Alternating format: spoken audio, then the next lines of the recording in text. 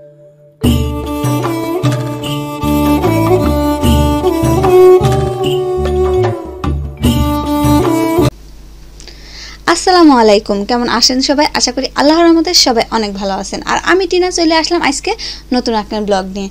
আর আজকে হচ্ছে কি দেখতে পাচ্ছেন আপনারা, কদুর শাক তুলতেছি। আর চালের মধ্যে ওঠেছে আমার মাহি সোনা আর হচ্ছে আমার ভাই ময়ূর পাত দাঁড়া রয়েছে। আমার ভাই তো বড় মানুষ, আর এই টিনের পার উঠলে পারে টিন থাকবি না, এটা সিমেন্টের টিন। আমার ভাই যদি ওঠে তাহলে ধপাস, টিনও থাকবে না, ভাইও থাকবে না, মাজাও থাকবে না সাথে। আর এই তো আজকে আমি হচ্ছে কদু শাক বেছে দিচ্ছি। মাশাআল্লাহ আমার গাছে মেলা আগুন কদু হয়েছিল, কদু সবাই খাইছি আমরা। আর এই জন্যই শাক গাছ কাইটেই ফেলবো, চাল কুমড়োর গাছ লাগা দেবো, এই জন্য কদু গাছ কেটে ফেলবো সেই চিন্তা করে আর কি শাক বেছে দিচ্ছি। আর যে আমার মাহিবুড়ি দিছিলাম চালের উপর উঠোয়, আমার মাহিবুড়ি তো কোনোদিন এসব কাম করি নাই। কোপ শাক কাটতে যাচ্ছে কোপ দিয়ে, পুষাইয়া কাটবি না পারতেছে না। ওর মামা আবার থেকে শিখাই দিয়েছে, মাহি এমনে কাটো, এমনে তো না, এম্মা কাটো, এম্মা করে কাটো, কাটা হয়ে যাবে না। ও কোপ দিয়ে শাক কাটতে যাচ্ছে, এ কি ডাব না কি কুশোর যে বাঁশ কোপ দিয়ে কাটবি। যাই হোক, পোলাপান তো এইসব কাম করি নাই বলে পারতেছে না। যাই হোক, এই যে শাক শিখে দিচ্ছে, আর আমার মাহি হলে শাক কাটতেছে। আর আমার আজকের এই ভিডিওকে যদি আপনারা ভালো লাগে তাহলে আমার চ্যানেলটিতে সাবস্ক্রাইব করবেন, লাইক শেয়ার কমেন্ট, আর পাশে থাকা ছোট্ট বেল বাটন অন করে দেবেন। তাহলে আমি যে কোনো ভিডিও চাই সাথে সাথে আপনারা মোবাইলে নোটিফিকেশন চলে যাবেনি। আর এই তো আমার শাক পাড়া চলতেছে। আর কি কব মানে আমার বাড়ির আঙিনায়, মানে শুধু আমার বাড়ি না, যারা আমার এই ভিডিও কেন দেখতেছেন, আমার এই গ্রামের মানুষের বাড়ির আঙিনায় কিন্তু অনেক খালি জায়গা পড়ে থাকে। আপনারা কিন্তু চাইলে যে আমার মতন নিজের চাহিদাটাও মিটাইতে পারেন, আর কিছু বিক্রি করে নিজের হাত খরচও কিন্তু চালাতে পারেন। এই দেখছেন, আর কদু আর একটা হয়েছে, এই কদু কেন আমরা দেখি নাই আসলে, মানে চালের উপর হয়েছে তো, মানে উঠাও হয় না, দেখাও হয় না। এই তো কদু কেন একটু শক্ত হয়ে গেছিলো, মানে খাওয়ার মতন হয়েছে, সেই বস হয় নাই, খাওয়ার মতন হয়েছিল। আর এই দেখছেন কি সুন্দর লকলকে শাক হয়েছে।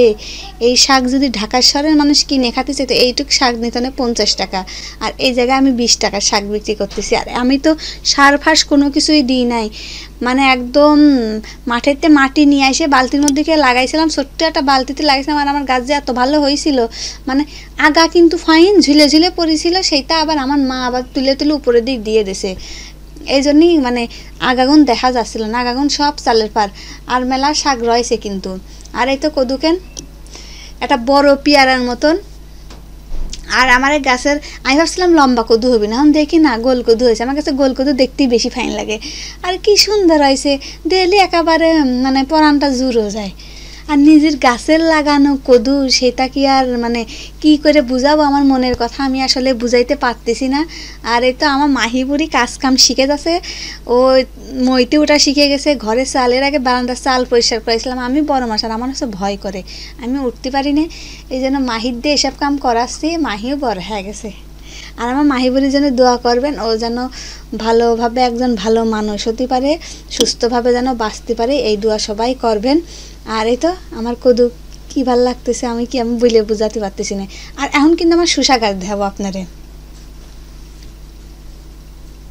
এই দেখেন, আমার এই জায়গায় একটা আতর জ্বালার শসা গাছ হয়েছে। এই শাক তুলতে যে আমার গাছ মাটিতেই গুড় খেয়ে বেড়াচ্ছিল। নাকি শাক যেহেতু বেচতেছি, কদু যেহেতু খালাম, তাহলে আতর জ্বালা গাছ যেহেতু হয়েছে, তাহলে যত্ন করলে এই গাছে মেলা শসা খাতে পারবে না। ভাইয়ের কলাম এখন কুঞ্চি গাইতে তাড়াতাড়ি চালে তুলে দে, যে কয়টাই হোক, শসা গাছ তো বেশি দিন বাঁচে না, একটা দুইটা যাই হোক ধরবিন তো, নিজের চাহিদাটা তো মিটে যাবিনি। এই জন্য এই যে ভাইয়ের কলাম, ভাই আবার কুঞ্চি গাইরে গাছ কেন চালে উঠো দিল। আর এই গাছে যদি শসা ধরে আপনারা ভিডিও করে দেখাবো না, বুঝতেছেন। আর আজকের মতো আমি এই জায়গায় বিদায় নিচ্ছি।